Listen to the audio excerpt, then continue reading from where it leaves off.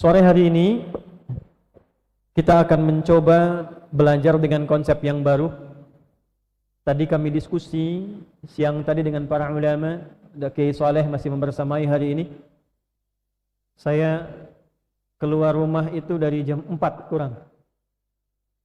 Ini sudah hampir 12 jam. Kemudian pagi ke siang, sore ke sini. Tadi siang kami diskusi bagaimana kita mengeluarkan kembali pedoman kurikulum yang pernah Nabi ajarkan kepada para sahabat-sahabat terbaiknya, kurikulum hidup yang dengan itu umat Islam yang mendapatkan pelajaran kurikulum ini dapat sukses dan bahagia di setiap pekerjaan hidupnya dan dalam keadaan apapun dimanapun mereka berada. Ada 40 orang yang pertama belajar kurikulum ini, belajar selama 10 tahun. Mereka dikenal dengan as-sabiqun al-awwalun. Ada yang laki-laki seperti Sayyidina Abu Bakar As-Siddiq, Umar bin Khattab, ada Abdurrahman bin Auf, Uthman bin Affan. Kalangan pemudanya ada Ali bin Abi Thalib radhiyallahu taala anhu karamahullahu wajhah. Remajanya ada Arqam bin Abi Arqam. Usianya baru 17 tahun, masuk Islamnya yang ke-17. Diajak oleh sahabat Uthman bin Affan radhiyallahu taala anhu. Yang perempuannya ada Sayyidah Khadijah radhiyallahu taala anha. Kurang lebih jumlahnya 40 orang. 40 orang ini mereka mendapatkan kurikulum hidup dari Nabi. Dimanapun mereka beraktivitas, ada yang berbisnis, berdagang, menuntut ilmu, belajar, ada yang karirnya di militer seperti Khalid bin Walid, ada yang di birokrasi, ada yang di diplomasi. Tidak ada satupun di antara mereka yang mengamalkan pedoman Nabi dan kurikulum ini kecuali mendapatkan kesuksesan di bidangnya. Dibawa kemudian ke Madinah, 40 orang ini mengajar, berubah dibimbing Nabi, jumlahnya menjadi 12.000 orang. Madinah yang tadinya ekonominya tertinggal, bahasa ekonominya jauh di bawah resesi, konflik tinggi, secara sosial banyak bertikai. Ada konflik Aus dan Khazraj tidak selesai dalam waktu yang cukup lama. Ada yang maaf, saling menyakiti, saling membunuh, saling menipu. Itu Madinah tempo dulu. Diajarkan kurikulum ini, berubah jadi suasana kota yang mencerahkan. Ekonomi stabil, masyarakatnya sukses, kehidupan tenang, sejahtera masyarakatnya, sehingga memberikan cahaya dan inspirasi bagi orang-orang yang ada di sekitarannya. Viral, yang tadinya tertinggal. Kalau ingin maju, lihat Madinah. Kalau lihat ingin pedagang jujur, berangkat ke Madinah. Kalau lihat ingin orang sukses, tipikalnya orang Madinah. Maka kota ini begitu membawa cahaya, menginspirasi. Dikenalah namanya kemudian dengan Al-Madinah Al-Munawwarah. Terdapat 12.000 orang. Setelah Nabi meninggal, kurikulum itu tetap dibawa, diwariskan pada generasi setelahnya, disebut dengan tabi'in, yang ikut kurikulum hidupnya kepada kelompok sahabat yang pernah belajar dengan Nabi. Bukan sekedar disebut pengikut. Pengikut siapa? Apa yang diikuti? Karena kita pun mengikuti sosoknya Nabi Muhammad sallallahu alaihi wasallam. Tapi apakah sosok yang kita ikuti itu pedomannya kita ikuti pula? Apa bedanya mengikuti pedoman Nabi? Pedomannya tidak berbeda. Ayatnya sama, hadisnya sama. 12.000 orang berpencar ke berbagai daerah. Ternyata setiap satu orang bisa membantu daerahnya sukses, maju, makmur. Ada yang ke Persia, maju, makmur. Ada yang ke Mesir, maju, makmur. Mesir secara geografis itu letaknya Afrika Utara. Sahabat Amr bin As pernah ekspedisi membawa beberapa sahabat Nabi. 12 orang kurang lebih. Dari Mesir ke Libya, ke Tunisia, Maroko, Aljazair, sampai nyebrang ke Sisilia. Itu yang dilewati keseluruhannya berubah jadi kota yang maju. Bahkan Afrika Utara nanti kelak menjadi provinsi. Salah satu provinsi dari negara Islam masa itu. Gubernurnya bernama Musa bin Nusair, panglima kodamnya kalau kita sekarang, pangdamnya, panglima daerah militernya namanya Tariq bin Ziyad. Jadi dulu Afrika Utara itu provinsi. Satu orang menginjakkan kaki, di setiap yang dipijak, dia bisa merubah daerahnya menjadi maju, berkembang luar biasa. Ada yang mampir ke Nusantara, sebelum berlanjut sampai ke Cina. Mampirnya ada catatan sejarah di Baros, 400 km kurang lebih dari kota Medan. Ada yang mengatakan Sa'ad bin Abi Waqqas kemudian singgah di situ, berangkat kemudian sampai ke Cina, yang kelak kembali kemudian meninggal dimakamkan di Baqi'. Ada satu versi kemudian di daerah sebagian Cina. Cuma mampir, singgah, kemudian berhubungan dengan masyarakat setempat sehingga melahirkan hubungan ideologis Ada yang belajar masuk Islam di saat Majapahit sedang runtuh, melemah. Ketika menaklukkan bagian Sriwijaya, Prameswara lari, masuk kemudian mendapatkan Selat Malaka, itu lemah. Majapahit lemah, Sriwijaya lemah. Di kondisi lemah itulah tiba-tiba datang orang-orang Islam, membawa nilai kebaikan, mengajarkan kurikulum hidup itu lagi. Yang terjadi, Prameswara masuk Islam, membangun kerajaan di Selat Malaka. Selat Malaka jadi selat yang sangat strategis, tentang pelayaran dari mana-mana masuk, kemudian membangun kerajaan Nusantara, maka dari barat sampai ke timur kita temukan kesultanan-kesultanan yang maju. Banten punya koin emas sampai dengan ke London. Di bagian timur Nusantara ditemukan kerajaan-kerajaan. Saking banyaknya kerajaan disebut Jaziratul Muluk, dikenal dengan bahasa kita menjadi Maluku, Jaziratul Muluk. Maka disitulah kemudian ditemukan kurikulum keislaman, pedoman berkehidupan.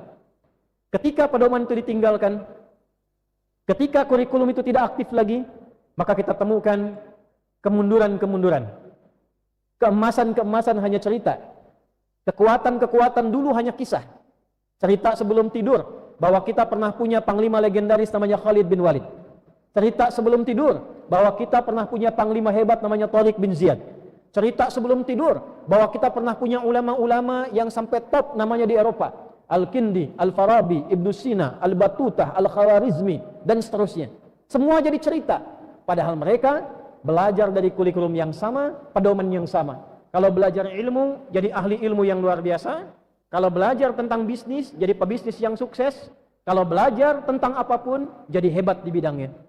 Nah, kini negara dengan jumlah umat Islam paling banyak di dunia saat ini, rasa-rasanya kita harus coba belajar kembali pedoman hidup ini, mengeluarkan kembali kurikulum hidup ini, dan sehari sebelum Hari Pahlawan, kita mencoba ingin mengumpulkan kurikulum ini untuk menjadi pahlawan yang sesungguhnya, yang menginspirasi dunia, memakmurkan Indonesia dengan nilai-nilai kebaikan yang kita akan kaji bersama. Siapa yang mengumpulkan pedoman ini? Di mana kita dapati? Di antara para ulama yang pernah menghimpun pedoman ini menjadi kurikulum hidup ialah Al-Imam Muhammad namanya, punya bapak namanya Ismail, punya kakek namanya Ibrahim, punya kakek buyut namanya Al-Mughirah, punya eyang buyut namanya Al-Bardizbah, tinggal di kecamatan Ju'fa, Kabupaten Bukhara, Provinsi Khorasan sekarang, negara Uzbekistan. Karena berasal dari Bukhara, maka dikenal dengan Al-Bukhari. Dialah Imam Muhammad bin Ismail bin Ibrahim bin Al-Mughirah bin Al-Bardizbah Al-Ju'fi Al-Bukhari Al-Khurasani Al-Uzbekistani. Lahir tahun 194 Hijrah, wafat tahun 256 Hijrah. 810 Masehi, wafat tahun 890 Masehi. Maka secara total beliau dedikasikan, menggunakan usianya yang kurang lebih 60 tahun, tepatnya 62 tahun, untuk berkhidmat mengumpulkan kembali pedoman-pedoman hidup yang pernah dipraktekkan oleh Nabi selama hidupnya, kegiatan Nabi selama 24 jam sehari, lalu dihimpun dalam satu kitab, dibuat dalam bentuk topik. Ada 97 topik, 97 tema. Tema itu diurutkan oleh beliau sesuai dengan perjalanan kehidupan. Tentang iman, tentang ilmu, tentang ibadah dari mulai wudu sampai sholat, tentang kebisnis, tentang kehidupan rumah tangga, sampai persiapan menuju Allah di akhirat. Berisi 7.275 hadis, di dalamnya secara berulang. Kalau dikeluarkan satu-satu didapatkan 4.000 hadis, ditulis selama 16 tahun, dimulai di kota Mekah Al-Mukarramah di Masjidil Haram dan berhenti di Masjid Nabi SAW di Al-Madinah Al-Munawwarah. Setelah selesai, beliau beri nama kitabnya Al-Jami' As-Sahih Al-Musnad Al-Mukhtasar min umuri Rasulillah sallallahu alaihi wasallam wa sunanihi wa ayyamihi. Coba diulangi. Karena panjang kita singkat dengan Sahih Al-Bukhari. Al-Jami', kitab hadis itu secara umum ada 4 jenis. 1, Jami'. 2, Sunan. 3, Musnad. 4, Mu'jam. Jami' kitab hadis yang berisi tematik, tema-tema pedoman berkehidupan. Kitab Imam Al-Bukhari diberi nama oleh beliau Jami', seakan ingin mengatakan begini, saya sudah menghimpun topik-topik kehidupan, kurikulum hidup. Jumlahnya 97 tema. Isinya saya persingkat, al-mukhtasar. Saya khususkan dari ayat Al-Quran, ini ayatnya, lalu saya cari hadisnya. Yang sahih, yang tidak ada masalah. Hadis sahih nanti syaratnya 5. Mattasala isnaduhu binaqlil 'adlid dhabiti 'anil 'adlid dhabiti min ghairi syudzudin wala illatin qadihah. Ditelusuri orangnya mesti adil. Ada satu hadis ditelusuri sampai 1082 orang periwayatnya. Al-imanu qaulun wa amalun. Iman itu adalah perkataan yang konsisten dengan perbuatan. Itu hadis yang diriwayatkan tentang hadis tadi itu 1082 orang. Kurang lebih yang meriwayatkan. Ditelusuri orangnya, ditelusuri silsilahnya sampai ketemu kepada Nabi sallallahu alaihi wasallam. Isi 97 tema itu adalah pedoman kehidupan Nabi dan kegiatan harian Nabi selama 24 jam dalam sehari. Dihimpunlah menjadi 97 tema. Kitab Sunan, kitab yang berisi tuntunan hadis berdasarkan urutan fikih. Jadi kalau antum ingin ngaji bab fikih, hadis-hadis tentang bab dari mulai taharah, tentang air, tentang taharah sampai ke salat, maka cari kitab Sunan. Ada Sunan Abu Daud, Sunan At-Tirmidzi, Sunan An-Nasa'i, Sunan Ibnu Majah. Musnad, kitab hadis yang disusun berdasarkan periwayatnya. Antum kalau ingin tahu, yang akhwat di bawah, saya ingin seperti Sayyidah Aisyah. Bagaimana caranya supaya saya bisa seperti Sayyidah Aisyah? Keluarkan hadis-hadis dan sirah yang terkait Sayyidah Aisyah. Beliau meriwayatkan kurang lebih 2000 hadis, maka keluarkan Musnad Sayyidah Aisyah. Bagaimana perjalanan hidupnya? Adakah yang tahu para akhwat di bawah? Sayyidah Aisyah itu selain pakar fikih, pakar hadis, pakar tafsir, pakar Quran, ulama mengatakan sepertiga ilmu di dunia dikuasai Sayyidah Aisyah. Beliau pun adalah pakar di bidang kedokteran. Sayyidah Fatimah, pakar di bidang keperawatan. Sayyidina Ali bin Abi Thalib, pakar bahkan di bidang matematika. Ada tafsir namanya Al-Jawahir. Di jilid terakhir itu ada tebak-tebakan dari ayat Al-Quran. Di antara tebak-tebakannya At-Tarifah atau Taraif, itu ada kasus yang dipecahkan oleh Sayyidina Ali bin Abi Thalib dengan pendekatan matematika Qurani. Itulah musnad. Anda punya anak, ingin soleh, ingin pintar. Ada soleh, belum tentu pintar. Ada pintar, belum tentu soleh. Pintar dan soleh. Bagaimana punya anak pintar dan soleh? Keluarkan musnad anak-anak yang pernah ngaji dengan Nabi dan meriwayatkan hadis. Ciri-cirinya apa? Disebutkan ibnu depannya, bapaknya setelahnya. Ibnu Abbas, Ibnu Umar. Ibnu Abbas 2000 hadis, Ibnu Umar sekitar 2800 hadis. Keluarkan kitab musnad, pelajari orangnya, ikuti cara hidupnya. Maka insya Allah setidaknya kita mendapatkan percikan keberkahannya. Ada lagi yang terakhir namanya Mu'jam. Kitab hadis yang disusun berdasarkan urutan-urutan abjad untuk memudahkan kita mencari hadis. Nah, karena kita butuh kurikulum hidup, ingin berubah jadi lebih baik, ingin menginspirasi menjadi muslim yang sejati berdasarkan kurikulum Nabi. Apakah di sekolah Al-Irsyad kurikulum yang diajarkan mengacu pada kurikulum Nabi? Nilainya dari Nabi? Apakah di Istiqdi Ar-Rahmah kurikulumnya berdasarkan kurikulum Nabi, value-nya? Metodenya bisa kontemporer. Tempatnya bisa kontemporer. Zaman Nabi tidak ada proyektor. Zaman Nabi tidak ada videotron. Zaman Nabi tidak ada digital. Alatnya boleh, tapi lihat value-nya, nilainya, kurikulumnya. Bagaimana disusun? Apakah mengacu kepada kurikulum masa dulu? Dulu orang yang belajar dengan kurikulum ini tidak pernah mereka pintar kecuali minimal 5 bidang pengetahuan. Minimal 5. Sekarang orang paling pintar paling-paling 3 disiplin ilmu. Dulu 5. Tidak ada orang cuma tunggal satu bidang ilmu. Tafsir, hadis, lughah, fikih, usul fikih, sambung kemudian ke ilmu umum. Ada yang matematika, ada yang fisika, ada yang kimia, dan sebagainya. Jadi adik-adik, teman-teman yang sedang belajar di kampus pun, kalau metode belajarnya mengikuti panduan dari Nabi Sallallahu Alaihi Wasallam, kita ngaji di masjid ikut panduan dari Nabi Sallallahu Alaihi Wasallam, maka akan terjadi perbedaan-perbedaan yang tidak kita dapatkan sebelum-sebelumnya. Maka saran saya ke depan, silahkan masjid dihitung ada berapa di area ini.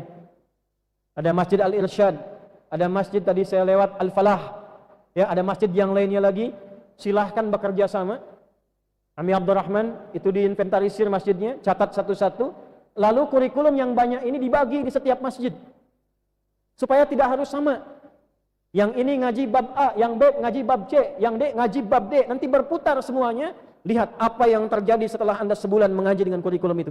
Akan terjadi perubahan yang sangat luar biasa. Misal yang para pebisnis kumpulnya di Masjid A, Kumpul di situ.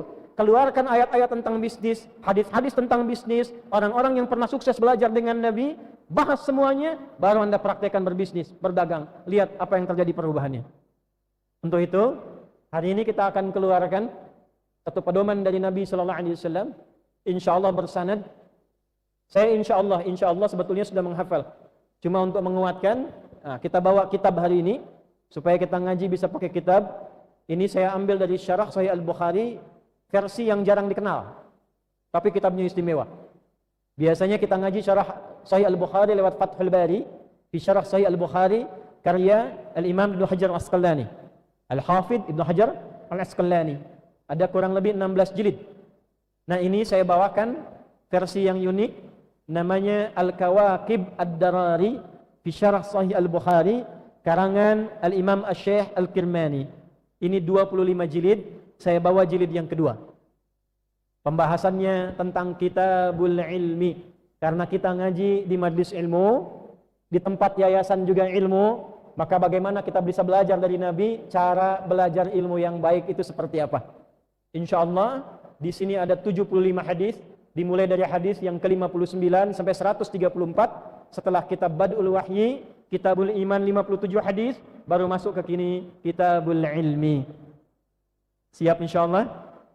Baik. Jadi kita insyaallah ngajinya bersanad, kitabnya kita bawa, kita bahas sama-sama, nanti kita akan lihat apa yang terjadi.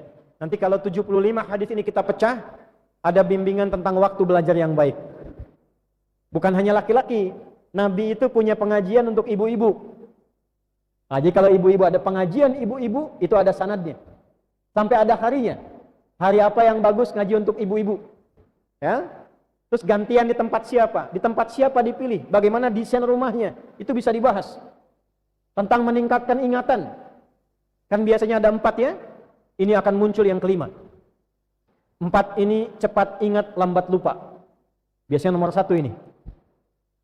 Yang kedua itu lambat ingat, lambat lupa. Ingatnya lambat, tapi lambat lupa pula. Yang ketiga itu cepat ingat, cepat lupa. Ingatnya cepat. Setelah ingat, lupa. Yang keempat, lambat ingat, cepat lupa. Kita terangkan 2 jam, baru paham. Setelah itu lupa. Ini ada yang kelima. Yang kelima. Dan ini ada doanya, ada algoritmanya, ada pelakunya, ada tokohnya, ada tempatnya. Anda boleh cek di mana Anda temukan ajaran dalam agama yang informasinya, ajarannya tersambung. Nabinya ada, tempat hidupnya ada, tempat wafatnya ada, kuburannya ada, ajarannya ada, orang yang menerimanya ada, hidupnya ada, kuburannya ada, karyanya ada. Yang kelima ini, cepat ingat, sulit lupa. Bukan lambat, sulit lupa. Jadi bukan mau ingat, mau lupa susah. Mau lupa susah. Biasanya utang kan ya. Ini ilmu. Ini ilmu ini. Nah, sekarang kita cepat saja karena waktunya terbatas. Kami karena pesawatnya jam 6:30, jadi kita jam 5, kita efektifkan sampai jam 5 insyaallah kita selesaikan. Ini kita mulai ya. Bismillahirrahmanirrahim.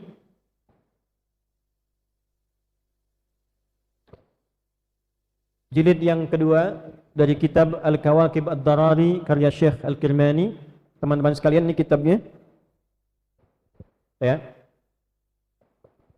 Beliau wafat tahun 786 Hijriah. Bismillahirrahmanirrahim. Kitabul Ilmi. Topik yang ketiga tentang Kitabul Ilmi, tentang ilmu. Bab Fadlul Ilmi. Kalau diidhafatkan Babu Fadlil Ilmi. Subtopik. Jadi di Al-Bukhari itu ada tema, topik 97. Setiap tema dibuat subtopik. Nanti subtopiknya tentang kebutuhan yang terkait dengan temanya. Jadi nanti ditemukan kurang lebih 97 tema, subtemanya ada kurang lebih 2000 subtema di dalamnya. Subtema yang pertama Babu Fadlil Ilmi, subtopik yang menerangkan tentang keutamaan ilmu. Tolong catat kaidah ini.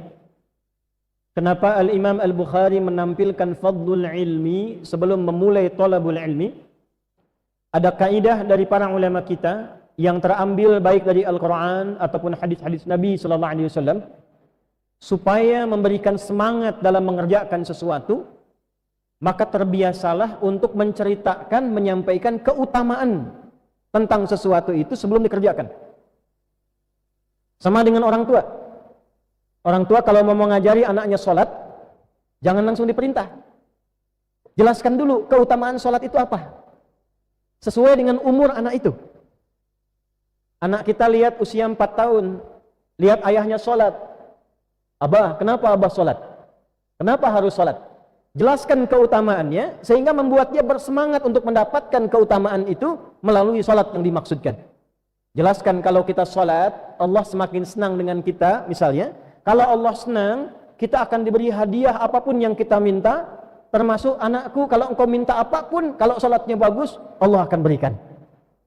Itu diantara metodologi Al-Quran, dan ternyata Allah pun mengajarkan kepada kita metodologi manhaj itu. Contoh,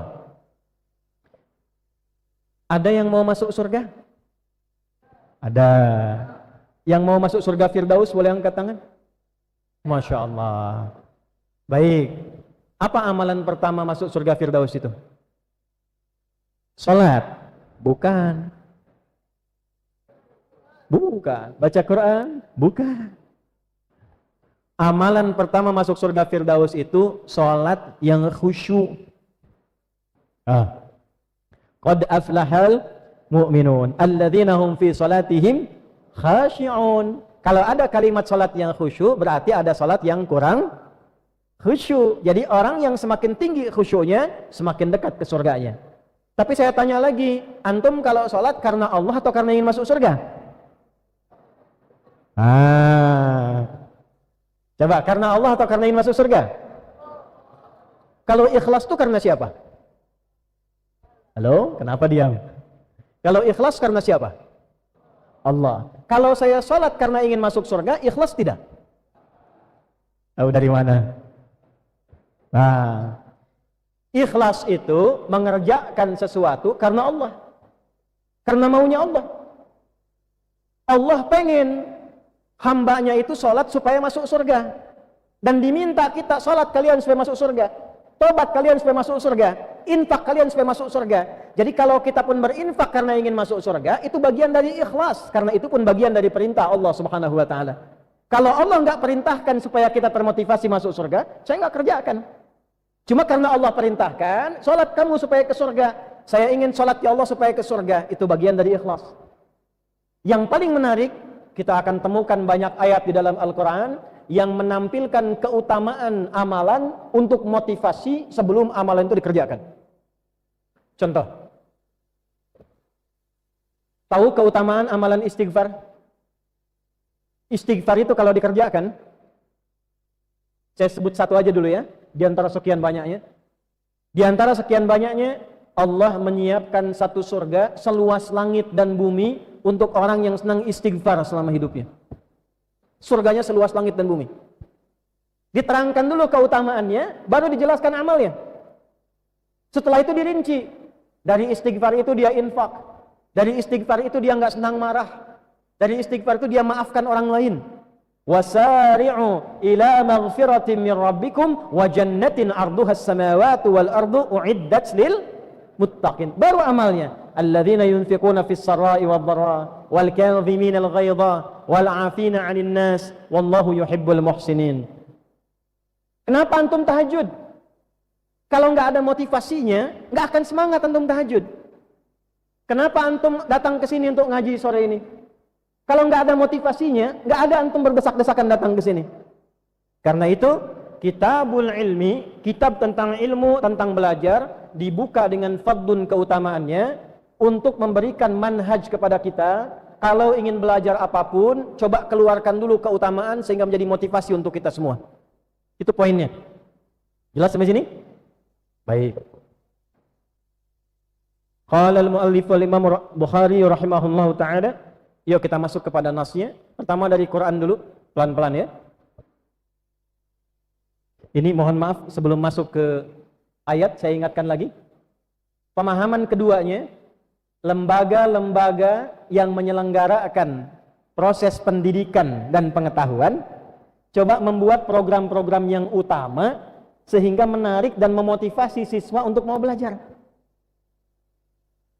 Al-Irsyad bikin program unggulan 1, 2, 3, 4, 5 sehingga orang tua ketika akan menyekolahkan ke Al-Irsyad tahu, oh ini termotivasi untuk sekolah di situ. Kenapa harus pilih sekolah ini tidak yang lain? Tikdi Ar-Rahmah punya program apa? Apa yang unggulan di bidangnya? Dan itu sudah umum sekarang di setiap lembaga pendidikan, menawarkan program tertentu yang menjadi keunggulan-keunggulan supaya orang tertarik masuk ke dalamnya. Nah itu standar. Masjid juga jangan kalah.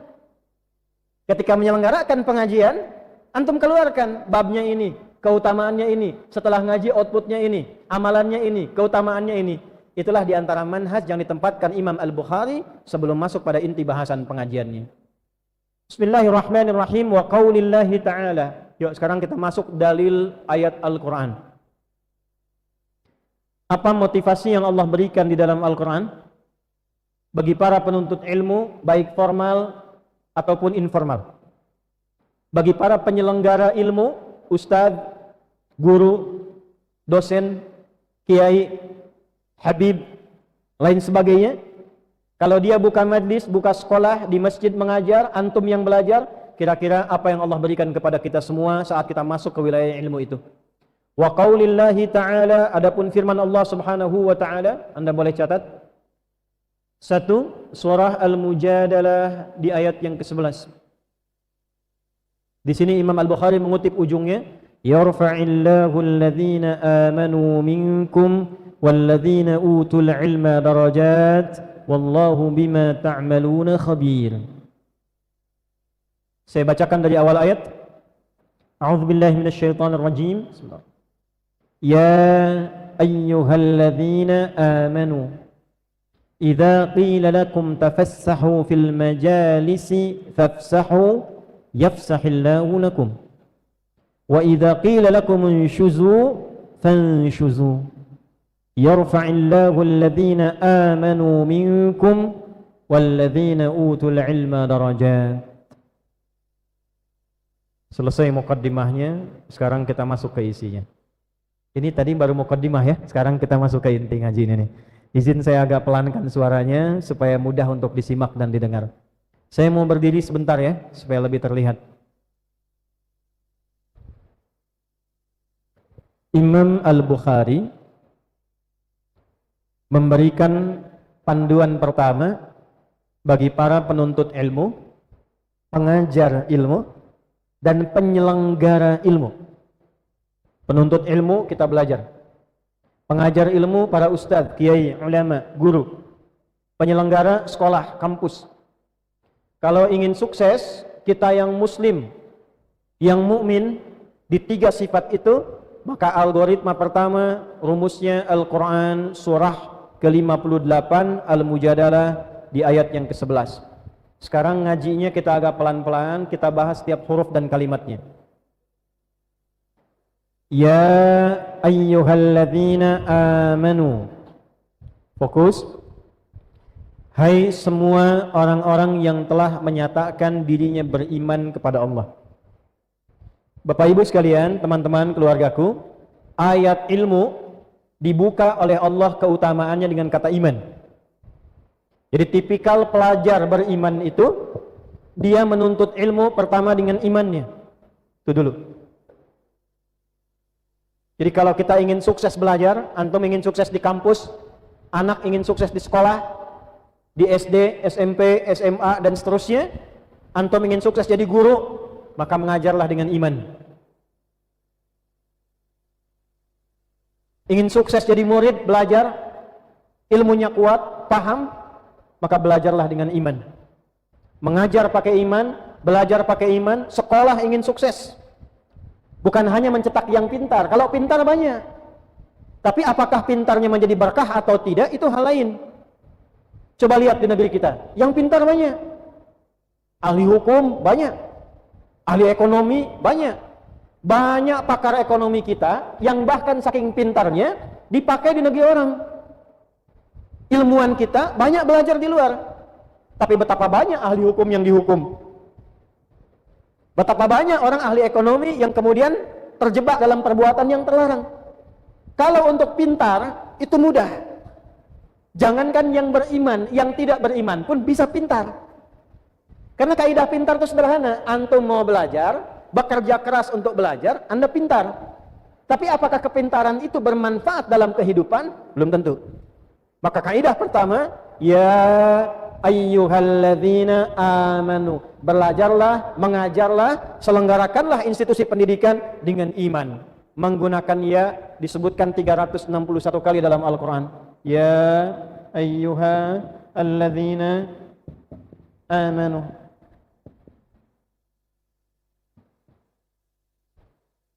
Kita sebutkan nahwunya. Ada kitab namanya Minhatul Jalil fi Syarah Alfiyah Ibn Aqil. Minhatul Jalil untuk syarah Alfiyah Ibnu Aqil, untuk syarahnya terhadap Alfiyah Ibnu Malik. Jadi yang punya Alfiyah Ibnu Malik disyarah oleh Ibnu Aqil, ditahqiq oleh Syekh Muhyiddin Ad-Darwishi. Nama kitabnya Minhatul Jalil. Dalam bab nida, huruf panggilan, nida panggilan itu ada 14 huruf. A, ya, aya, wa, dan seterusnya. Tapi di dalam Al-Quran dari 14 ini yang dipilih oleh Allah hanya satu. Ya, karena mencakup semua fungsi 13 huruf yang lainnya. Nidaul qarib, memanggil yang dekat. Nidaul mutawassit, memanggil yang menengah. Nidaul ba'id, memanggil yang jauh. Nanti saya terjemahkan. Ayyuha disebutkan sebanyak 150 kali dalam Al-Quran. Ayyunya munada, fungsinya taukid, takkid, menguatkan hukum. Ha, tanbih, mengingatkan pentingnya informasi yang disampaikan. Alladzina disebutkan 1080 kali dalam Al-Quran. Ismun mausulun yadullu ala jam'iyatil jama'. Kata sambung konjungsi di sini menunjuk pada objek yang bentuknya jama', menghimpun semua tanpa kecuali. Laki-laki, perempuan, besar, kecil, tua, muda, remaja, dewasa, punya jabatan, tak punya jabatan, apapun statusnya, selama masih punya iman. Ya ayyuhalladzina amanu, hei semua pemilik iman tanpa kecuali, yang kecil, yang besar, yang tua, yang muda, laki-laki, perempuan, lintas generasi, lintas tempat, lintas derajat. Perhatikan kalimatnya, dimanapun kalian berada, baik dekat, menengah, ataupun jauh, aku ingatkan, aku tekankan ya, kata Allah, sepanjang masih punya iman, gunakan imanmu untuk menuntut ilmu. Itu terjemah tafsirnya. Yuk kita lompat sebentar ya, sebelum disempurnakan ayatnya.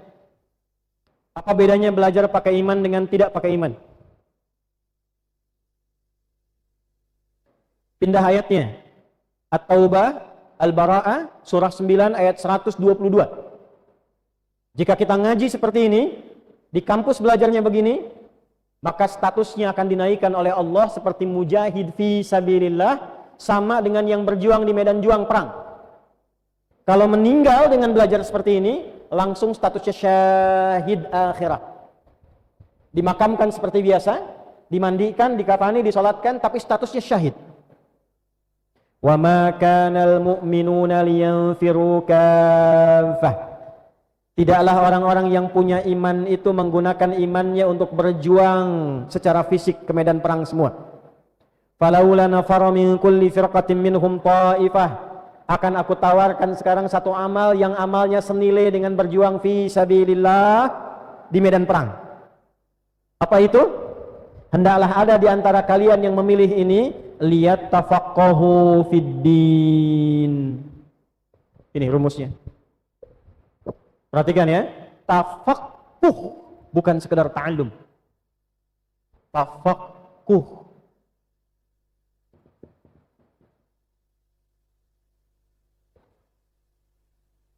Ada 3 jenis kata belajar. 1 darasa, darasa yadrusu, darsan wa dirasatan.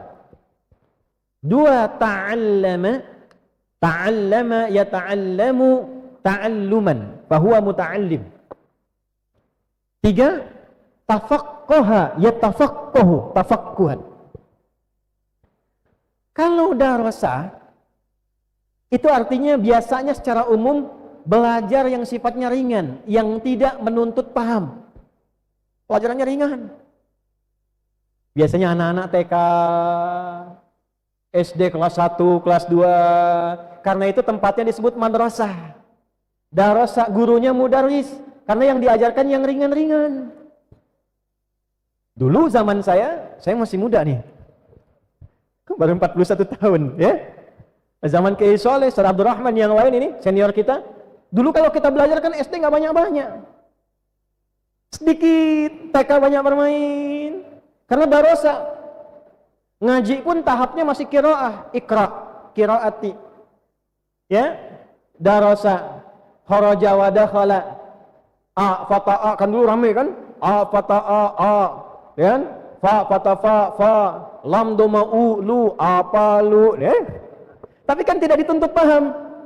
Yang di SD dulu kita belajar kan, tidak menuntut paham, cuma bisa baca kan?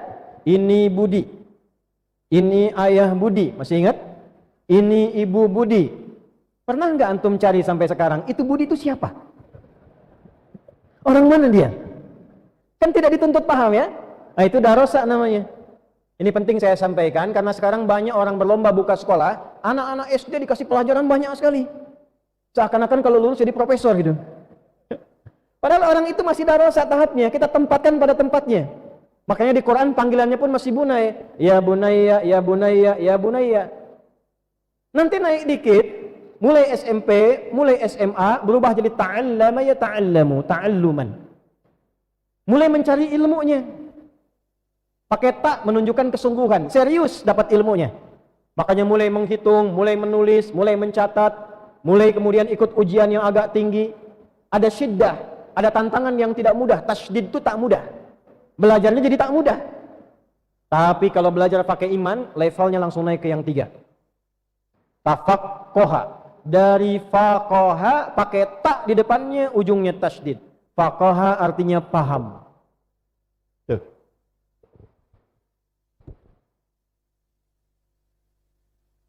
Taknya menunjuk pada sifat serius, sungguh-sungguh. Tasydidnya menunjuk pada sifat syiddah, butuh motivasi 2 kali lipat, double. Nanti di matna lughah Anda belajar ya, saya ngajar di lughawiyat, di bahasa linguistik. Jadi harakat tasydid itu ada maknanya. Bahasa Arab itu nggak sembarangan. Setiap harakat ada maknanya. Kenapa fathah, kenapa kasrah, kenapa dhammah, kenapa sukun, kenapa laki-laki banyak fathah, anta. Perempuan banyak sukun, i, anti. Kaifa haluka, kaifa haluki. Apa itu kasrah? Kecil, lembut, tipis, khafad, jatuh, rendah. Kenapa perempuan menggunakan kasrah? Karena suaranya lembut kadang-kadang. Tipis, i, tipis. Kalau antum i'tikaf di sini Masjid Al-Irsyad, keluar jam 1 malam, mau cari makanan, di pohon itu ada suara, ih, deh. Antum jangan lari, tunjuk aja kasrah ya gitu. Nah ini tasydid ini menunjuk sesuatu yang tidak mudah. Butuh motivasi 2 kali lipat, double. Motivasi yang tinggi. Nah ciri orang beriman, dimanapun dia belajar, dibuka dengan iman. Wa ma kana al mu'minuna. Dan tidaklah orang-orang beriman itu liyanfiru kafah, dengan imannya pergi ke medan juang, ikut berperang, membela agama, bela negara, resolusi jihad, hadir. Falaula nafara min kulli firqatin minhum ta'ifah. Hendaknya ada sebagian yang beriman itu menggunakan imannya liyatafaqahu, untuk belajar sampai paham dan serius. Jadi antum yang kuliah-kuliah nih di UNER, Unbrau, UMM, Malang sana, Surabaya, UIN, Sunan Ampel, Stikdi, siswa-siswanya nih yang ada di sini, yang di sekolah-sekolah, di Al-Irsyad, perguruan di sini, di level manapun, kalau kita merasa punya iman, gunakan iman itu untuk belajar. Apa cirinya? Pastikan yang kita pelajari itu paham. Jangan tinggalkan ruang kelas, jangan tinggalkan ruang masjid sebelum mengerti betul yang dipelajari. Itu belajar pakai iman. Bahkan duduknya pun itu dirinci. Dan yang mengajarkan ini langsung malaikat Jibril, nyamar jadi seorang penuntut ilmu sekaligus pengajar ilmu. Di saat yang bersamaan malaikat Jibril nyamar menjadi mahasiswa dan dosen sekaligus. Ditemukan di mana? hadis Muslim. Nomor berapa? Nomor ke-8. Rawinya dari siapa? Sanadnya tersambung pada Umar bin Khattab radhiyallahu taala anhu. Oleh Imam An-Nawawi dicantumkan ini pada kitabnya Al-Arba'in nomor hadis yang kedua, disebut dengan hadis Jibril. An Abi Hafsah Umar bin Khattab radhiyallahu taala anhu qala bainama nahnu julusun 'inda Rasulillah sallallahu alaihi wasallam, tatkala kami sedang duduk-duduk di majlisnya Nabi sallallahu alaihi wasallam, ittala alaina rajulun, tiba datang seorang lelaki, syadidu bayadith thiyabi, menggunakan pakaian yang rapi bersih warnanya putih, syadidu sawadi sya'ri, rambutnya hitam tersisir rapi, la yura alaihi atharus safari, tidak nampak bekas-bekas lelah, bekas mampir, menunjukkan dia fokus datang ke majelis ilmu. Wala ya'rifu minna ahadun, dan kami enggak kenal siapa siswa itu. Fajalasa ila Nabi sallallahu alaihi wasallam, maka tiba beliau datang langsung ke saf depan, ambil saf depan. Fastada rukbataihi, sampai saking depannya hampir dempetan lututnya ke lutut Nabi sallallahu alaihi wasallam.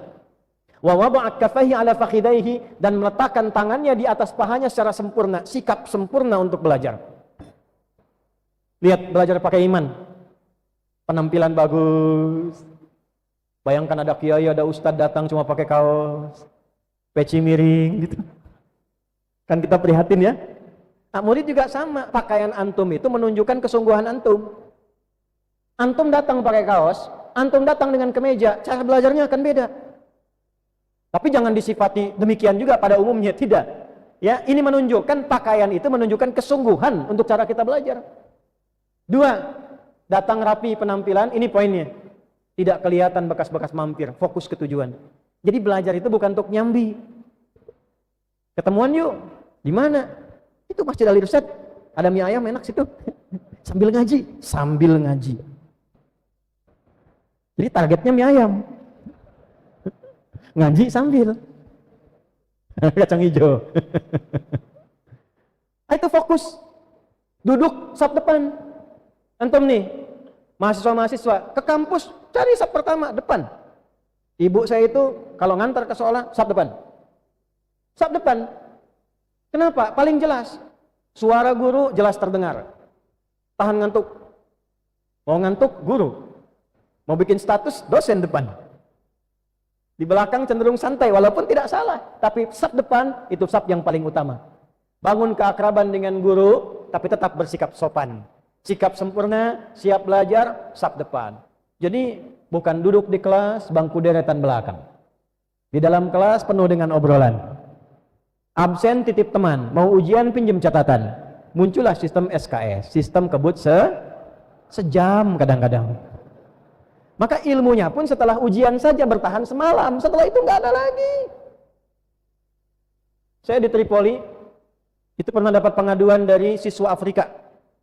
Waktu kami diangkat jadi Amin Khutbah, Ketua Dewan Khatib. Jadi kita menentukan siapa yang berhak khutbah itu di Masjid Kuliah Dakwah. Ada orang Afrika berkata begini, wallahi syahadi, Indonesiin muskilah. Wallahi syahadi, katanya orang-orang Indonesia itu muskilah. Saya bilang, mabika, kenapa anda? Wallahi ana darastu 3 asyhur. Saya belajar 3 bulan min ajli imtihan, untuk ujian. Fa idza ata fulan Indonesi, ista'ara minni kurwasati. Tiba-tiba semalam sebelum ujian, datang orang Indonesia teman saya itu, pinjam catatan saya, lihat aja katanya. Besoknya keluar, saya dapat 7, dia 8.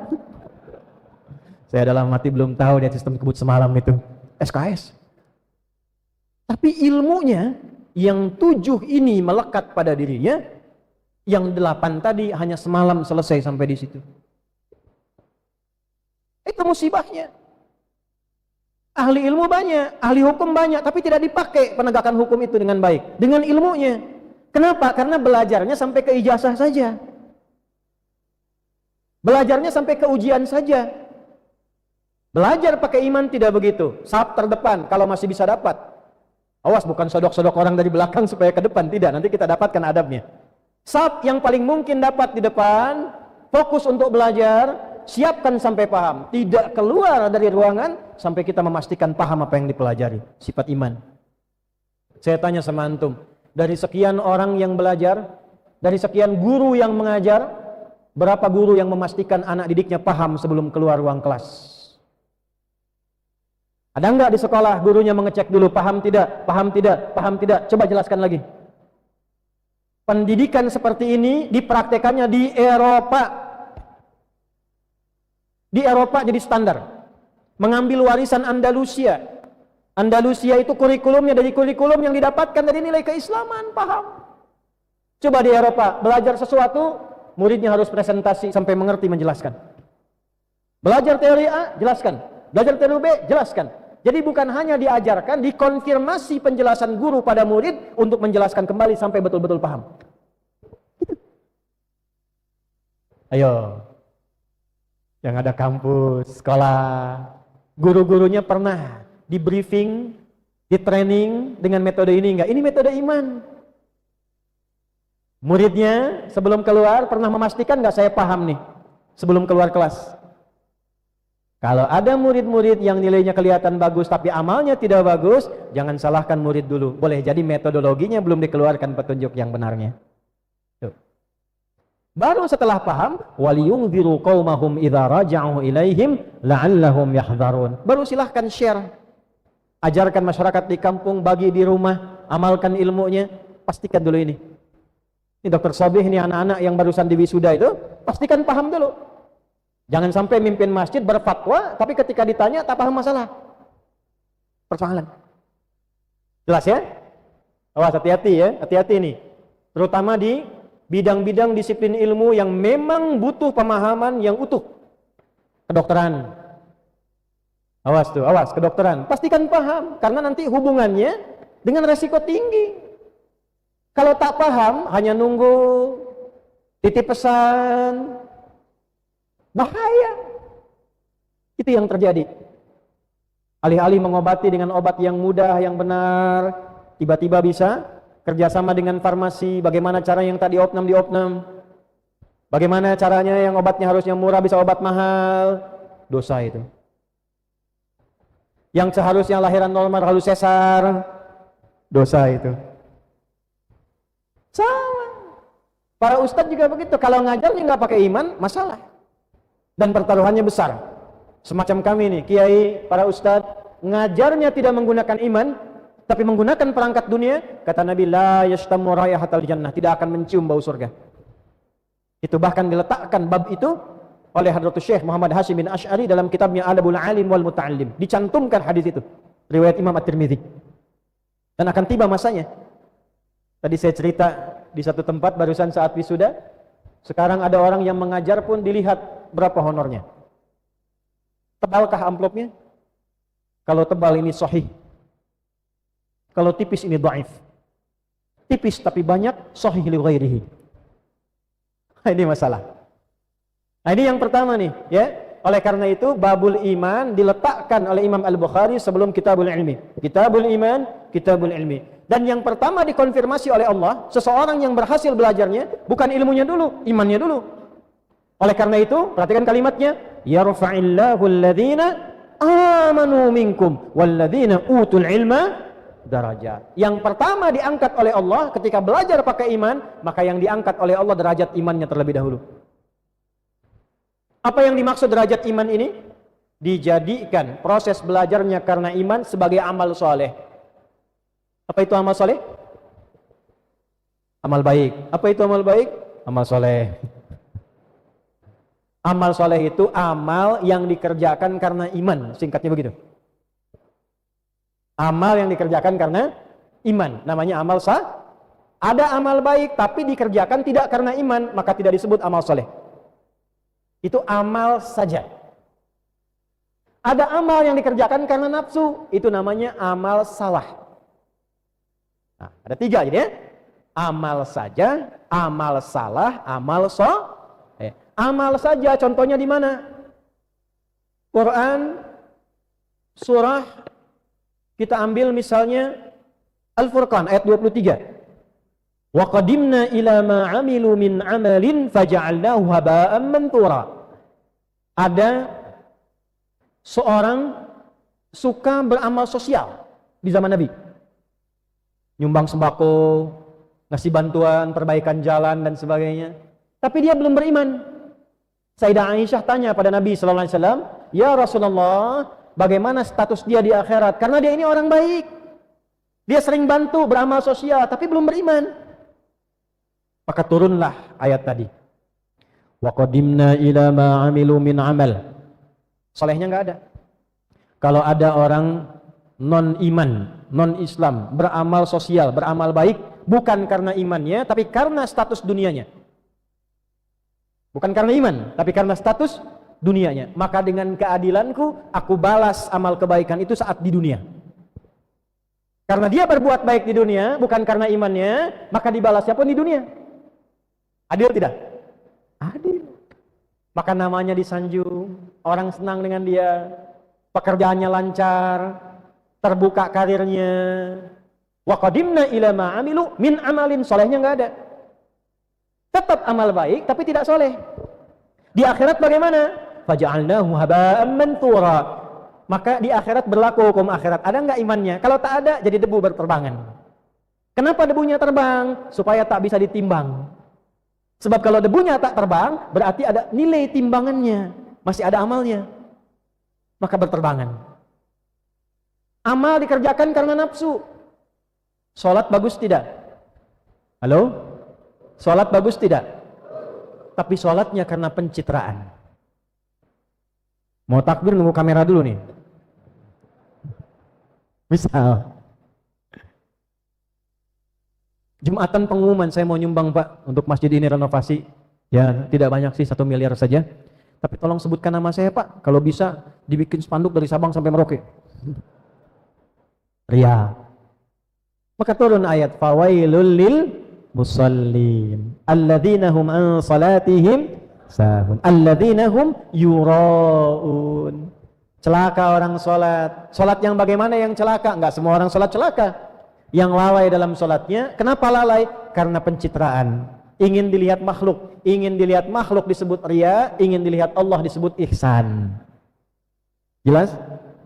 Ya ayyuhalladzina amanu la tubtilu shadaqatikum bil manni wal adha kalladzi yunfiqu malahu ria'an nas. Hei orang beriman, jangan batalkan amalmu dengan perbuatan merusak seperti orang infak yang riya. Amalnya dikerjakan karena nafsunya, disebut amal salah namanya. Amalnya dikerjakan karena imannya, baru namanya amal soleh. Jadi kalau mengajarnya pakai iman, belajarnya pakai iman, menyelenggarakan pendidikan pakai iman, oleh Allah dirubah status pekerjaannya menjadi amal soleh. Maka karena ini jadi amal soleh, dilipat gandakan derajatnya. Apa yang dimaksud derajat? Disyarah dalam kitab hadis ini, yang dimaksud ujur fil akhirah. Pahalanya dilipat gandakan dari proses belajar bahasa. Dari proses belajar biasa. Contoh. Di sini Ami Abdurrahman ada belajar Quran ya? Saya tanya pada semua ini. Kalau kita ngaji Al-Quran, pahalanya berapa satu hurufnya? 10. Tahu dari mana? Di At-Tirmidzi nomor hadis 2910. Ya, kama qala sallallahu alaihi wasallam atau kama qala man qara'a harfan min kitabillah falahu asyru hasanat. Siapa yang baca satu huruf dari Al-Qur'an, setiap hurufnya dapat 10 pahala kebaikan. Walam aqul alif lam mim harfun. Aku tidak katakan alif lam mim satu huruf. Walakin alifun harfun, lamun harfun, mimun harfun. Tapi alifnya satu huruf, lamnya satu huruf, mim satu huruf, walikulli harfin asyru hasanat. Setiap hurufnya 10 kebaikan. Jadi kalau kita baca alif lam mim, berapa pahala?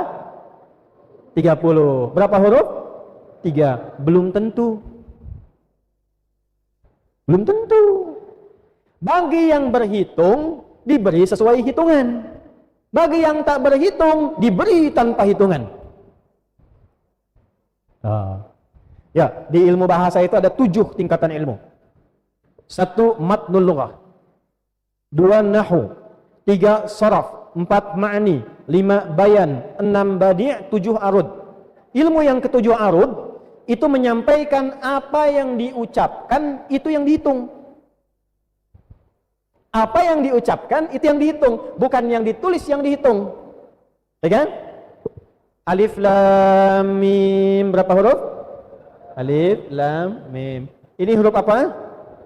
Tulis, alif. Berapa huruf? 1, 2, 3. Ini berapa huruf?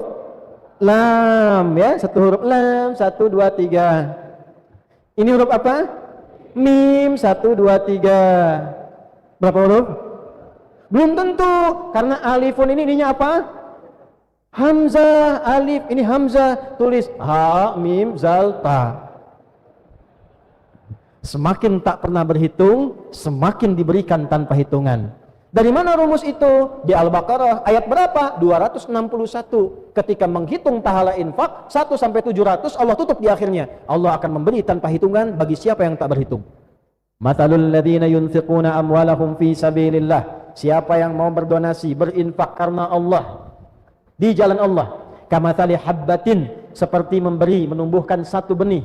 Berinfak 1000, dihitung 1 dulu, ambatat sab'a sanabil, kemudian bercabang 7 kali 7. Fi kulli sumbulatin mi'atu habbah. Setiap cabangnya ada 100. Kali 7 kali 100. Ilustrasi, 1000 kali 7, 7000 kali 100, 700.000. Itu kalau dihitung. Seringkali Ustadz ceramah 700 kali lipat. Itu baca ayatnya belum selesai. Selesaikan ayatnya. Wallahu yudha'ifu liman yasha' wallahu wasi'un alim. Yudha'ifu pakai alif menunjukkan tanpa batasan. Pakai tasydid menunjukkan batasan yang ada tahapannya. Dha'afa yudha'ifu, dilipat gandakan tapi bertahap. Yudha'ifu, dilipat gandakan tanpa batas. Wallahu yudha'ifu liman yasha'. Allah akan melipat gandakan tanpa batas bagi siapa yang Dia kehendaki. Siapa yang dikehendaki itu? Yang tak pernah berhitung dalam amalnya. Wallahu wasi'un alim, dan Allah maha luas karunia-Nya tanpa batas, alim, maha tahu siapa yang tak pernah berhitung. Kaidah ini pakai al-ibratu bi umumil lafzi la bi khususis sababi. Hukum berlaku umum sepanjang tidak dikhususkan pada amal tertentu. Baca Quran menghitung 1 huruf 10. Aku hari ini berbuat salah 9 nih. Buat nutup harus dapat pahala 10. Qaf. Alhamdulillah. Semakin tak berhitung semakin banyak. Itu ikhlas. Tapi ikhlas yang didorong oleh iman. Guru-guru di Al-Irsyad sini mengajar dengan iman. Stikdi mengajar dengan iman. Antum jadi dosen ngajar dengan iman. Antum belajar pakai iman. Yarfa'illah. Bukan hanya dilipat gandakan. Diangkat dulu oleh Allah. Yarfa'illahu alladhina amanu. Karena iman itu kita belajar. Diangkat dulu oleh Allah. Dilipat gandakan. Darajat tanpa batasan.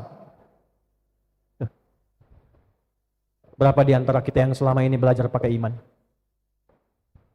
Berapa di antara kita yang selama ini mengajar pakai iman? Apa tandanya seseorang itu sukses mengajar pakai iman dan sukses belajar menggunakan iman? Teruskan. Utul ilma darajat. Tandanya dia mendapatkan ilmunya, cahayanya turun dari Allah. Kaidahnya, lihat kaidahnya. Bukan dia yang mendapatkan ilmu dengan ikhtiarnya, tapi Allah yang memberikan ilmu karena imannya.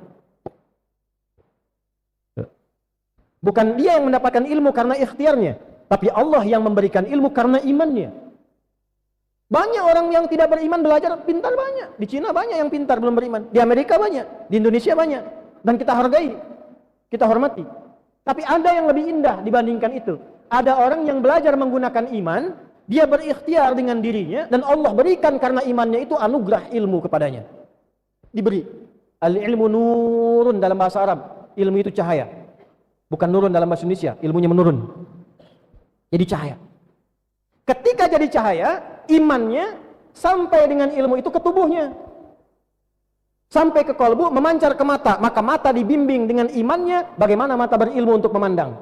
Maka mata memandang dengan imannya. Mulut memandang, mulut berbicara dengan imannya. Telinga mendengar dengan imannya. Bagaimana mata memandang dengan iman? Kullil mu'minina. Katakan pada pria-pria yang punya iman. Yaghuddu min absarihim, pandanglah dengan imanmu. Ketika menurut imanmu tak baik dipandang, palingkan pandangan. Ghaddul basar itu memalingkan pandangan dari objek yang tak baik menurut imannya. Kalau ilmunya tanpa iman, jadi relatif. Menurut bapak kan nggak baik, menurut kami ini budaya biasa aja. Aurat terbuka biasa aja. punya ilmu juga, belajar juga. Tapi sudut pandangnya akan relatif. Iman tidak. Iman mutlak, jelas. Metodologinya terang. Ini baik, ini tak baik. Dimanapun dipraktekkan. Mau dipraktekkan di Indonesia, di Malaysia, di Afrika, standar iman sama. Ketika yang dipandang menurut iman tak baik, dia palingkan. Ayo anak-anak kecil kita belajar akhlak, belajar bicara kan? Di sekolah-sekolah dari TK, SD, coba lihat kata-katanya. Padahal sekolah Islam. Maaf nih, sekolah Islam. Kalau ngajarnya pakai iman, belajarnya pakai iman, keluar jadi algoritma di tubuhnya. Man kana yu'minu billahi wal yaumil akhir falyakul khairan aw liyasmut. Siapa yang merasa beriman pada Allah dan hari akhir, yakin dihisab, maka dia akan gunakan iman di lisannya untuk berkata yang baik saja, tak mampu diam. Berarti kalau ada anak sekolah sekarang bahasanya kotor, bahasanya tidak baik, membuli, sampai saking beratnya menahan bulian, akhirnya nekat meledakkan satu tempat orang sedang Jumatan. Ada yang nekat, tak sanggup menahan lompat dari ketinggian. Ainal iman? Di mana iman? Lebih rendah daripada itu, sesama saling mengejek. Di mana iman? Di mana iman? Nah, jadi ilmu yang hakiki yang belajar pakai iman itu pasti jadi perilaku. Dari iman itu dipraktekkan lewat takwa, jadi akhlak mulia. Itu tiga serangkai. Iman, takwa, akhlak. Dan satu-satunya pendidikan di dunia yang undang-undangnya menyatukan tiga ini, iman, takwa, akhlak, cuma Indonesia. Bapak Ibu boleh cek. Ditemukan dalam undang-undang Sisdiknas. Ini tadi dalam ayat. Sekarang undang-undang Sisdiknas nomor berapa? 20. Tahun berapa? 2003. Di mana pasal menimbang. Poin keberapa? B. A, B, C, D, E. 5. Ini lihat poin B. Anda boleh Google, silahkan boleh. Undang-undang Sisdiknas nomor 20 tahun 2003, pasal menimbang poin B. Undang-Undang Dasar 1945 mengamanatkan pemerintah, mengusahakan, menyelenggarakan satu sistem pendidikan nasional yang meningkatkan keimanan dan ketakwaan pada Tuhan Yang Maha Esa serta akhlak mulia. Baru dalam rangka mencerdaskan kehidupan bangsa yang diatur oleh undang-undang. Itu amanatnya itu. Jadi kalau mencetak pintar saja tanpa ada iman dan takwa, itu salah sistem pembelajarannya. Dan ternyata orang tua kita sudah mewariskan kurikulum ini, belajarnya pakai iman, cek imannya dulu. Cek takwanya dulu. Guru-guru yang minta anaknya sholat berjamaah, guru-gurunya jamaah enggak? Sholat di masjid, gurunya ke masjid enggak? Iman. Satu. Ya ayyuhalladzina amanu. Teruskan. Masih ada waktu? Siap. Idza qila lakum, jika dikatakan pada Anda tafassahu fil majalis, luaskan, lapangkan majlis-majlis itu. Yo, ilmu yang kedua. Ini disyarah jarang ya membahas ini. Antum kalau ngaji Sahih Al-Bukhari belum tentu dibahas, agak dalam itu. Ya, kita agak dalam bahas sore ini ya, kita kumpulkan beberapa referensinya. Dua, jadikan tempat belajarnya baik di masjid, di rumah, di sekolah, di kampus sebagai majalis, jama' dari kata majlis. Majalis, jama' majlis.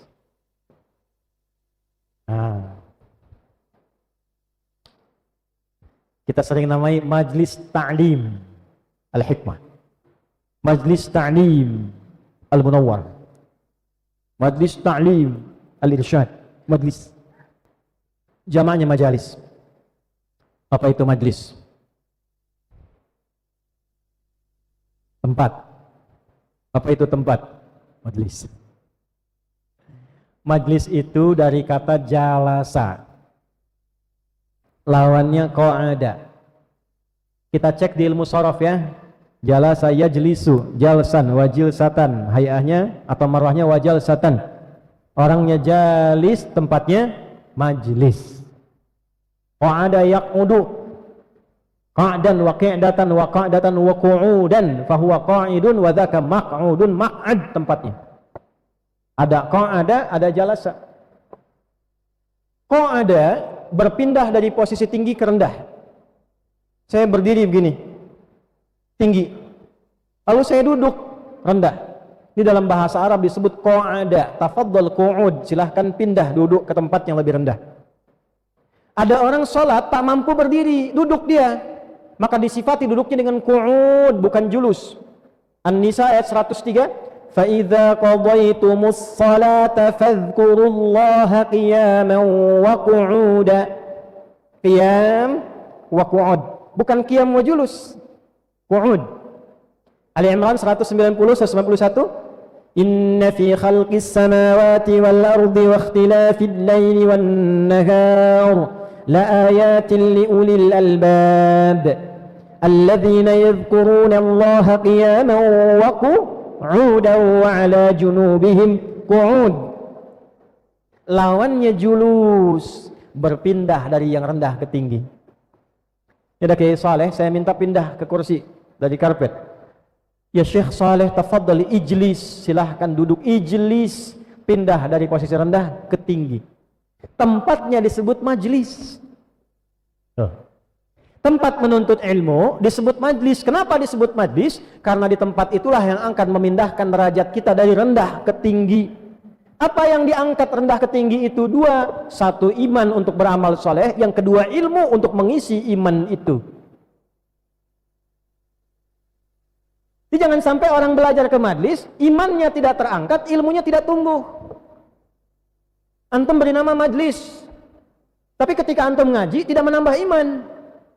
Tawa-ketawa, nggak apa-apa, nggak dilarang ketawa. Ada 165 canda Nabi, dan Nabi tertawa di dalamnya sampai gigi bagian dalamnya kelihatan. Tapi tidak meruntuhkan iman para sahabat. Makin beriman. Nenek-nenek pulang dari Nabi sedih habis konsultasi, ketemu Umar, ditanya mabiki ini, cerita ataitu Nabiya sallallahu alaihi wasallam wa kama qala fasa'altuhu ya Rasulullah aina ana fil jannah fa ajabani ma kunti fil jannah. Aku datang kepada Nabi bertanya, ya Rasulullah, nanti di surga aku di mana? Nabi mengatakan, enggak ada nenek di surga. Maka aku sedih, ya Umar, aku ibadah sampai jadi nenek-nenek tapi enggak ke surga. Umar ketawa, fadhahika, marah neneknya. Engkau lagi kenapa ketawa, katanya. Laqad sadaqan Nabi wa kama qala Umar. Nabi benar. Karena di surga tidak akan ada nenek-nenek, karena yang nenek akan berubah kembali menjadi remaja yang cantik jelita. Maka senang nenek itu sampai lari terpingkal-pingkal mendengar keterangan itu. Ada ketawanya, tapi justru menambah iman, saking semangat, makin semangat lagi. Jadi nenek semangatnya remaja lagi. Karena tahu akan jadi remaja. Tahajud lagi, baca Quran lagi. Tapi antum datang ngaji, tempatnya disebut majlis, pulang cuma jadi ahli caci maki. Golongan makiyun, pandai mencaci maki, maki-maki. Gibahiyun, pandai bergibah. Pandai berdebat. Antum belajar dalil dihafal hanya untuk menghantam orang lain. Menunjukkan antum yang paling benar. Itu bukan belajar pakai iman, ada yang salah dalam belajarnya. Jadi majlis yang benar, di sekolah pun belajar benar. Kalau ingin belajar pada petunjuk Nabi, silahkan cari sekolah. Kalau punya sekolah, desain sekolahnya satu yang mengangkat kedekatan siswa supaya lebih dekat dan kenal Allah Subhanahu wa taala. Pulang sekolah rajin ngaji, pulang sekolah cium tangan orang tua langsung mendoakan, terima kasih ayah bunda memberi kesempatan Anda sekolah. Tolong berikan kesempatan supaya bisa jadi anak yang saleh, jadi syafaat untuk ayah dan bunda, ringan bisa menghafal Qur'annya. Sekolah pakai iman. Sehingga antum pun senang, pulang dari kantor sudah macet, capek, ada masalah, pulang ke rumah anak usia 4 tahun, sekolah di sekolah Islam, tiba-tiba sedang murojaah walaupun surat Al-Ikhlas. Qul huwallahu ahad, Allahus samad, dibaca berulang-ulang, hilang penat antum. Tiba-tiba 2 tahun dia telepon, ingin telepon Anda sedang rapat, ibunya bilang, papa sebentar aja, angkat telepon dari si fulana, dari anakmu itu. Begitu diangkat dia katakan, ayah terima kasih doanya ya, aku sudah hafal Quran 30 juz. Jatuh khurru sujada, bisa sujud nangis itu. Walaupun yang hafal anaknya. Iman. Iman. Coba di apa? Di antara yang belajar ini, yang pakai iman. Kenal Allah enggak? Jangan-jangan anak antum pengen masuk surga, anak ditempatkan di sekolah yang bahkan tidak mengenalkan dia dengan Allah. Enggak kenal Allah. Enggak tahu cara salat. Pernah satu ketika ada kasus terjadi. Kasus terjadi di Jakarta dulu. Saya tak sebut tempat. Ada anak, ayahnya meninggal, menyewa jasa santri untuk menyolatkan ayahnya karena tak tahu cara nyolatkan ayah bagaimana. Nyewa jasa orang lain untuk memandikan karena tak tahu cara mandikannya bagaimana. Antum kebayang gak, akhi? Punya anak antum mandikan dari kecil, popoknya antum atur-atur, antum sayang-sayang, antum rawat. Antum meninggal, dia nggak bisa mandikan antum. Antum meninggal, dia nggak bisa nyolatkan antum. Nyewa orang untuk nyolatkan. Dia sukses, rumahnya besar, mobilnya banyak, bajunya bagus. Tapi dia nggak kenal Tuhannya. Dia kenal Allah. Itu iman. Nah yang kedua, iman itu diisi pakai ilmu. Semangat, tapi ilmunya kosong, bahaya. Antum masuk ke kajian yang mecas iman. Diajarkan sampai didoktrin. Antum selama ini jauh dari Allah, sibuk dengan dunia. Ayo, dekat lagi menuju Allah, dekat menuju Allah. Tapi ternyata ketika didoktrin, ilmunya salah, tidak ada ilmu. Itu bahaya. Lihat kata Nabi, atadrunal muflis. Saya langsung ke ujung hadisnya. Ya'ti yaumal qiyamati bi salatin wa siyamin wa zakatin. Ini kita 5 menit lagi berhenti ya. Ada orang di hari kiamat datang mengaku umat Nabi Muhammad, rajin salat, rajin puasa, pernah zakat tapi kosong ilmunya. Sehingga wa ya'ti qad syatama hadza. Dia merasa belajar tapi ilmu yang dia dapatkan karena kosong ilmu, semangat belajar, cuman ngambil, ilmu digunakan untuk berdebat. Mencaci ini, mencela ini, debat itu. Wa qadzafa hadza, daraba hadza, berselisih, berkelahi. Wa sabaka dama hadza, bahkan ada yang didoktrin untuk melakukan perbuatan yang tercela, meledakkan bom, tuah, tanpa tahu hukumnya, menyakiti orang. Awas, hati-hati ya, hati-hati. Kalau Nabi sebutkan, tidak disebutkan kapan kejadiannya, ini menandakan bahwa perbuatan itu akan berpotensi terjadi di setiap masa. Itu waktu terjadi bom di Jalan Tamrin. Saya ditanya itu Ustaz Fahmi, saya ditanya tuh, Ustaz, apakah bom di Jalan Tamrin termasuk jihad fi sabilillah? Itu waktu di Lampung saya.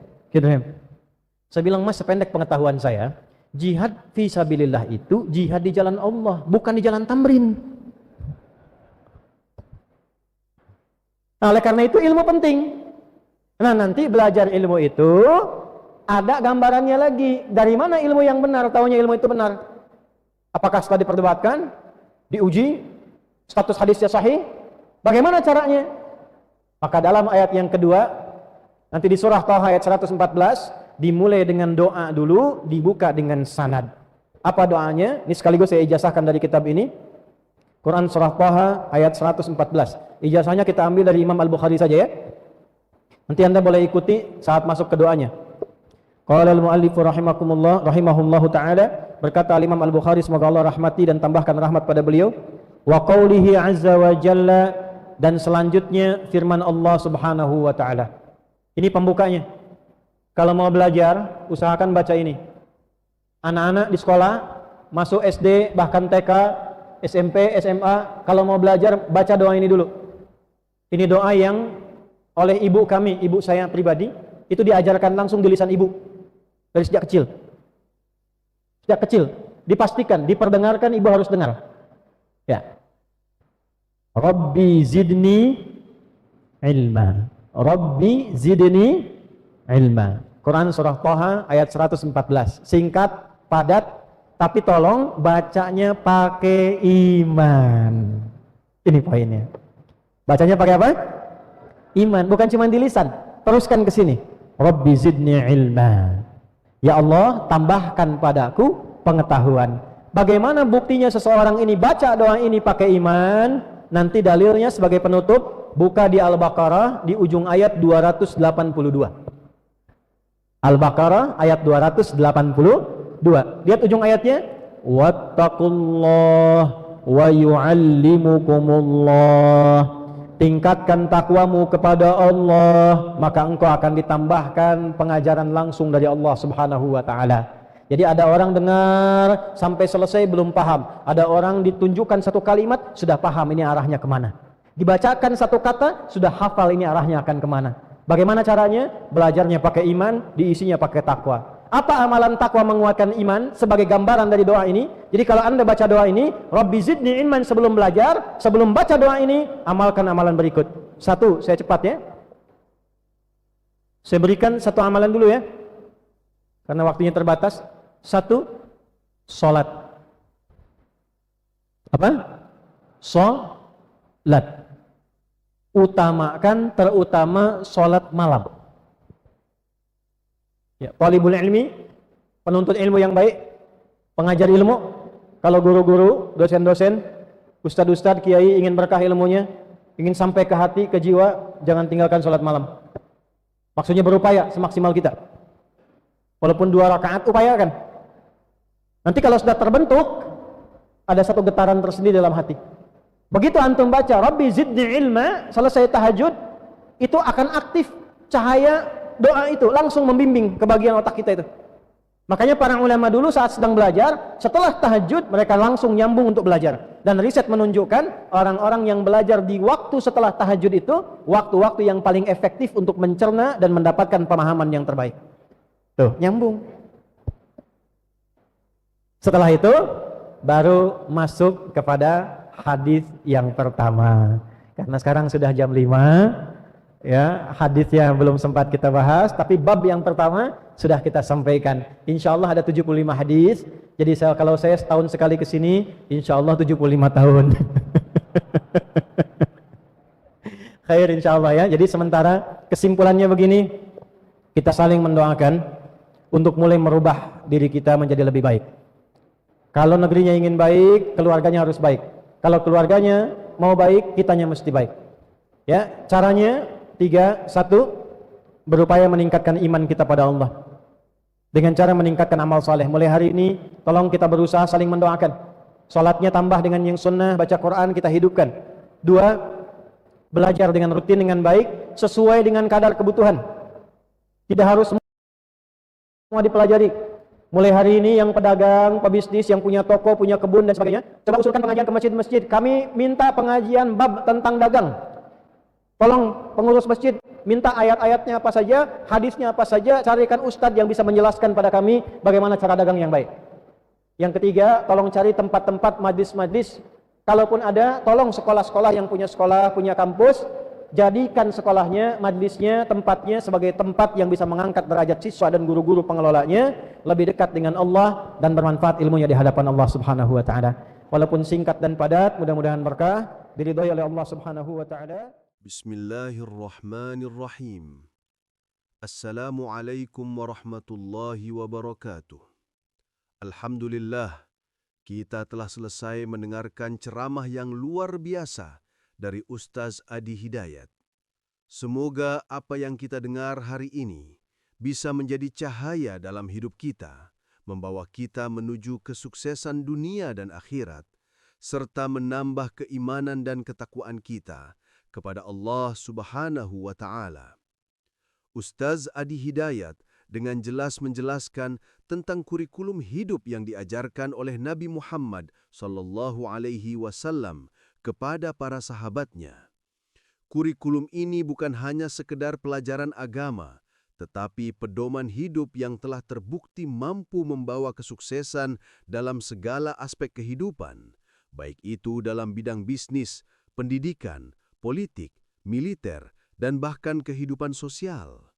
Kurikulum ini tidak hanya berlaku di zaman Nabi Muhammad SAW, tetapi terus berlanjut sampai saat ini, terbukti dengan keberhasilan sahabat-sahabat terbaik Nabi, seperti Sayyidina Abu Bakar As-Siddiq, Umar bin Khattab, Ali bin Abi Thalib, dan Khalid bin Walid yang sukses dalam berbagai bidang setelah mempelajari dan mengamalkan ajaran-ajaran Nabi. Selanjutnya, saya ingin memberikan beberapa poin pelajaran yang bisa kita ambil dari ceramah Ustaz Adi Hidayat yang baru saja kita simak. 1. Perubahan yang terjadi di Madinah dan penyebaran kurikulum ini. Salah satu contoh yang sangat jelas adalah Madinah, yang sebelumnya terjebak dalam konflik sosial dan kemiskinan. Setelah para sahabat mempraktekkan kurikulum hidup ini, Madinah berubah menjadi kota yang penuh kedamaian, kesejahteraan, dan kemakmuran. Ini semua berkat pedoman hidup yang diajarkan oleh Nabi Muhammad SAW yang menjadikan Madinah tidak hanya sebagai pusat dakwah, tetapi juga sebagai contoh bagi dunia tentang keberhasilan hidup yang berdasarkan iman dan ilmu.